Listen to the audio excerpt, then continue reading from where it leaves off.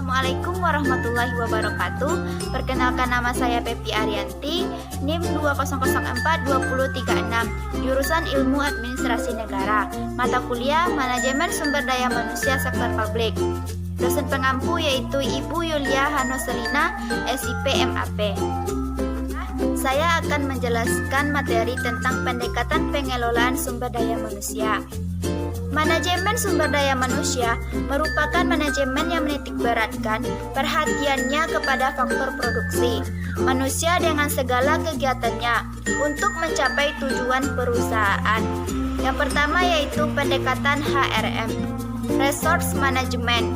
Human Resource Management adalah suatu pendekatan terpadu terhadap pengelolaan karyawan untuk memaksimalkan produktivitas perusahaan dengan mengoptimalkan efektivitas karyawan. Dalam konteks ini, karyawan adalah sumber daya yang cukup berharga bagi perusahaan.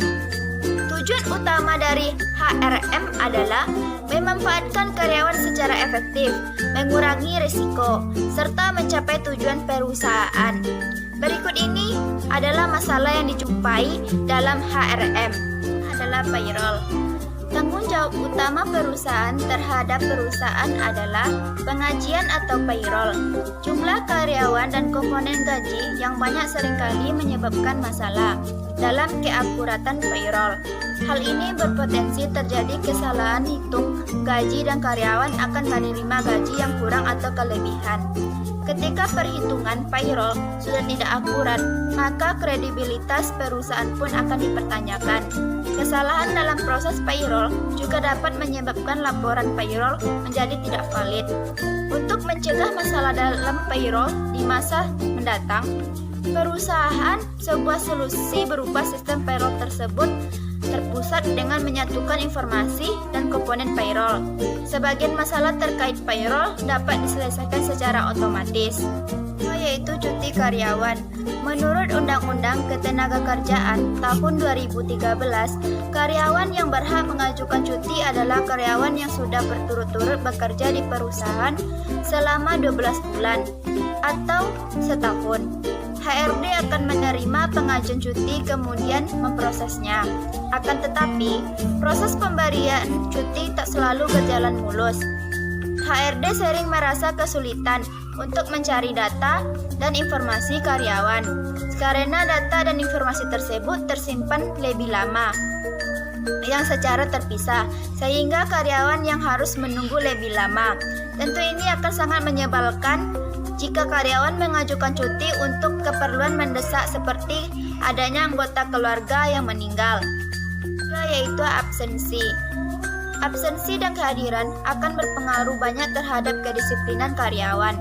Jumlah data kehadiran yang masuk tiap harinya kadangkala menyulitkan HRD untuk merekapitulasi data, sehingga karyawan yang datang terlambat ke kantor tidak langsung terpantau saat itu juga. Selain itu, rekapitulasi data kehadiran menggunakan cara manual juga memakan waktu yang lama, karena HRD harus melakukan entry data manual.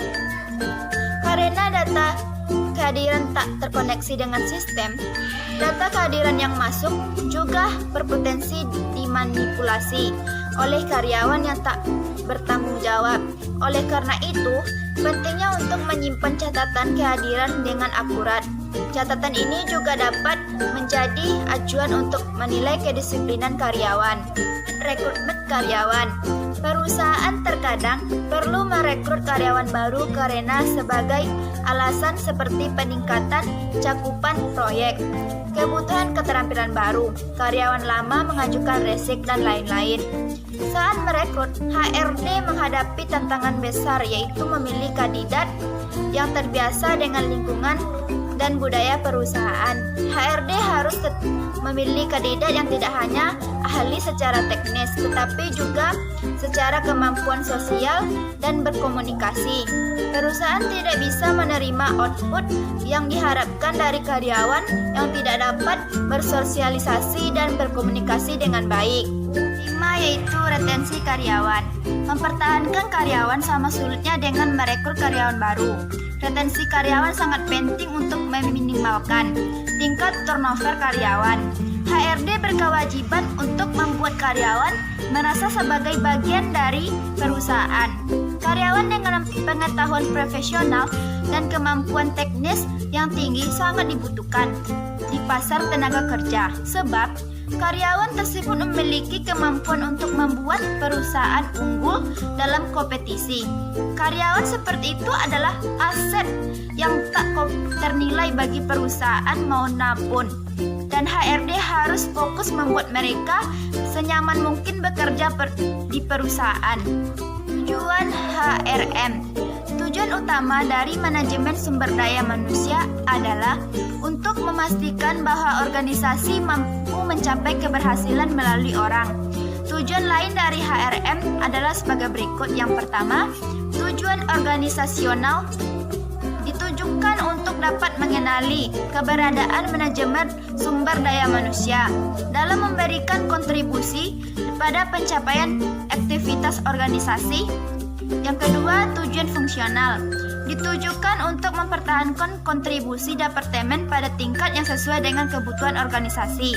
Yang ketiga, tujuan sosial ditunjukkan untuk secara etis dan sosial merespon terhadap kebutuhan-kebutuhan dan tantangan-tantangan masyarakat melalui tindakan meminimasi dampak negatif terhadap organisasi. Yang keempat, tujuan personal ditunjukkan untuk membantu karyawan dalam pencapaian tujuannya, minimal tujuan-tujuan yang dapat mempertinggi kontribusi individual terhadap organisasi. Faktor yang mempengaruhi HRM. Komponen yang terlibat dalam manajemen sumber daya manusia yaitu yang pertama, stakeholder, baik internal maupun eksternal. Yang kedua, fungsi dari strategi manajemen sumber daya manusia. Yang ketiga, hubungan kerjasama antara departemen. Yang keempat, visi misi organisasi. Yang kelima, budaya organisasi. Fungsi HRM. Fungsi HRM dibagi menjadi dua, yaitu fungsi pokok. Beberapa yang termasuk dalam fungsi pokok. Yang pertama, fungsi perencanaan, melaksanakan tugas dalam perencanaan kebutuhan, penggandaan, pengembangan, dan pemeliharaan sumber daya manusia. Yang kedua, fungsi pengorganisasian, menyusun suatu organisasi dengan mendesain struktur dan hubungan antara tugas-tugas yang harus dikerjakan oleh tenaga kerja dipersiapkan.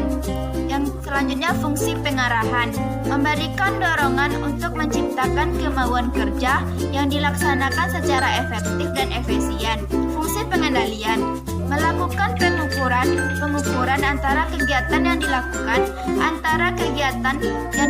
dengan standar-standar yang telah ditetapkan khususnya di bidang tenaga kerja. Fungsi yang kedua yaitu fungsi operasional yang terbagi atas yang pertama penggandaan disebut dengan procurement.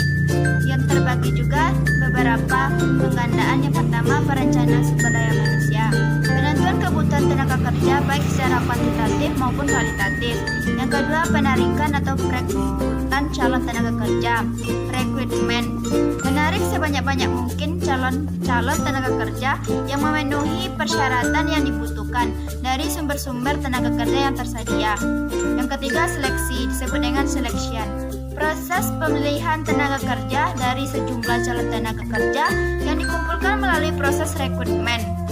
4. Penempatan tenaga kerja yang terpilih pada jabatan yang ditentukan.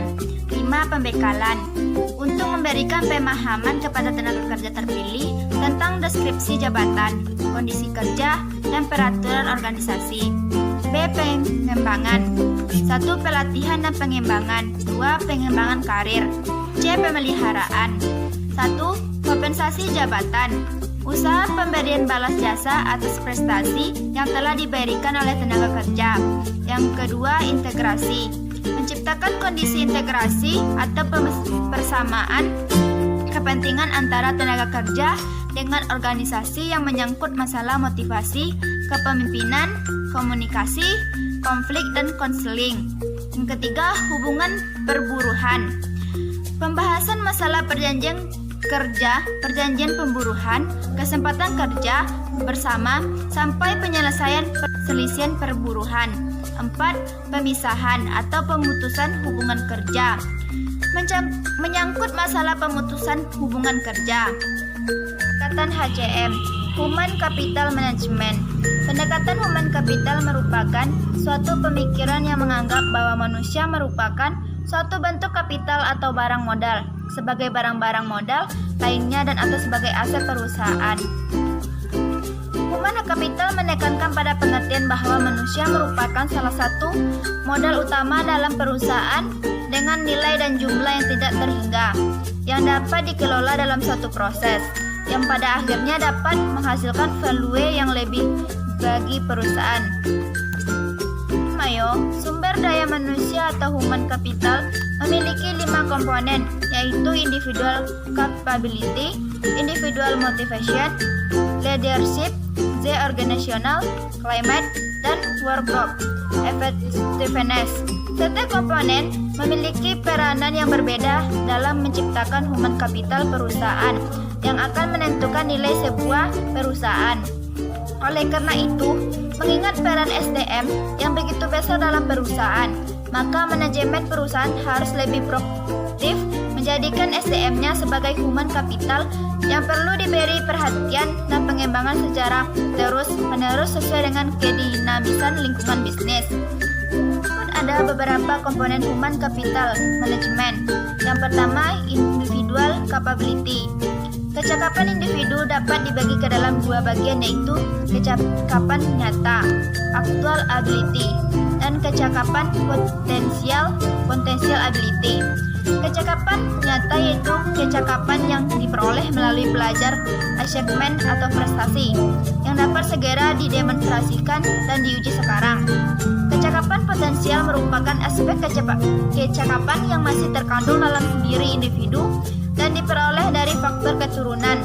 Kecakapan potensial dapat dibagi ke dalam 2 bagian, yaitu kecakapan dasar umum, inteligensi atau kecerdasan, dan kecakapan dasar khusus, bakat dan autodidacts. Individual motivation. Motivation terbentuk dari sikap karyawan dalam menghadapi situasi kerja di perusahaan. Sikap mental karyawan yang positif terhadap situasi kerja itulah yang memperkuat motivasi kerjanya untuk mencapai kinerja yang maksimal. Sikap mental karyawan haruslah memiliki sikap mental yang harus siap sedia secara psikofisik, siap secara mental, fisik, situasi, dan tujuan. Yang ketiga, organization climate.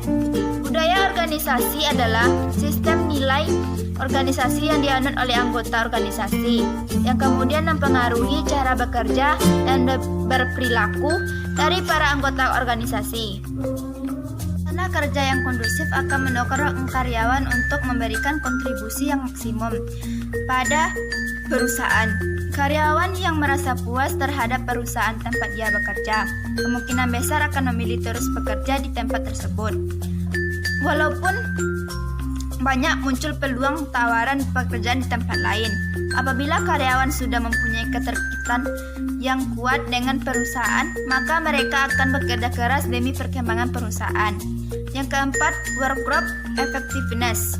Efektivitas tim kerja yang didasarkan pada 2 hasil produktif dan kepuasan pribadi. Kepuasan berkaitan dengan kemampuan tim untuk memenuhi kebutuhan pribadi para anggotanya dan kemudian mempertahankan keanggotaan setiap komitmen mereka. Dan HRM dan HCM. Yang pertama, HRM lebih kepada memfasilitasi karyawan untuk mendukung kinerja mereka, memastikan bahwa segala kebutuhan karyawan dapat terpenuhi, dan juga memastikan bahwa karyawan dapat hidup sejahtera. HRM memfasilitasi karyawan demi mencapai tujuan perusahaan.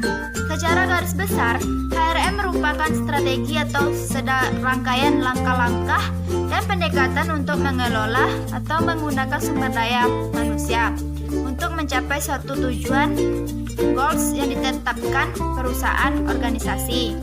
Kedua, human capital management hanya memiliki sedikit perbedaan dengan HRM yang memiliki fungsi memfasilitasi segala kebutuhan karyawan untuk mencapai tujuan perusahaan atau organisasi.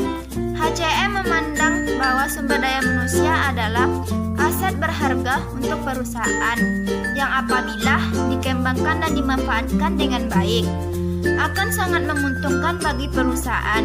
HCM memberi perhatian lebih ke kemampuan SDM yang mana nantinya skill atau cara training, pendidikan dan lainnya. Samaannya yaitu Human Resource Management dan Human Capital Management, sama-sama untuk mengatur semua aspek dari manusia, karyawan sebuah perusahaan dengan menggunakan fungsi-fungsi manajemen.